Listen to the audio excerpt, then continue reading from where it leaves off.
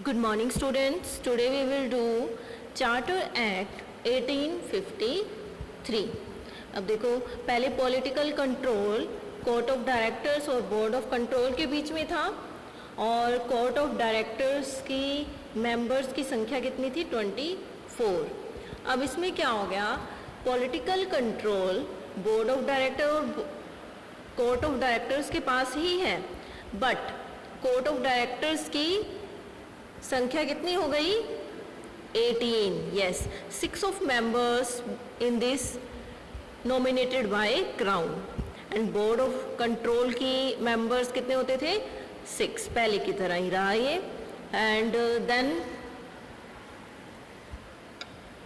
Power of court of directors, ये क्या हो गई थी? Court of directors could create a new presidency और प्रोविंस. वो किसी भी तरह की प्रेसिडेंसी बना सकते थे अपने under court of directors.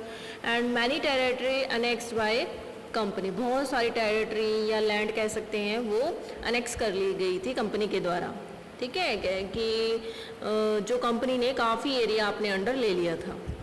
Okay, then add Bengal presidency governor. इसके अंदर क्या किया गया? इस सेक्टर के अंदर बंगाल प्रेसिडेंसी गवर्नर को ऐड कर लिया गया.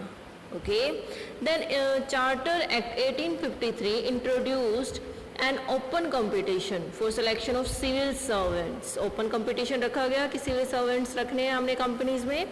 Then the act also empower the crown to appoint a law commission in England to examine the report and the draft of the Indian law commission.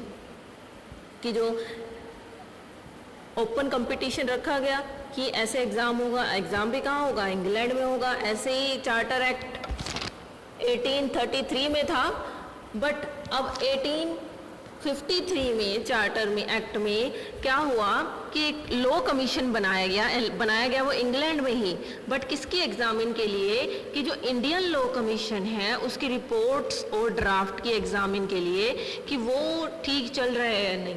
यानी इसके अंडर क्या हुआ था कि कुछ इंडियंस भी इंग्लैंड जाते थे एग्ज़ाम देने के लिए.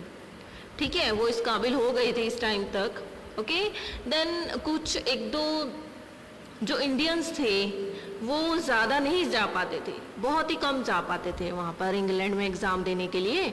सो एग्ज़ाम तो दे आते थे बट उनको हायर भी नहीं किया जाता था.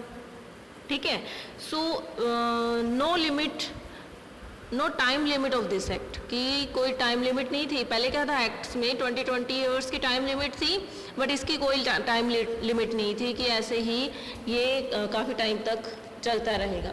इसके थ्रू ये एक्ट बनाया गया था.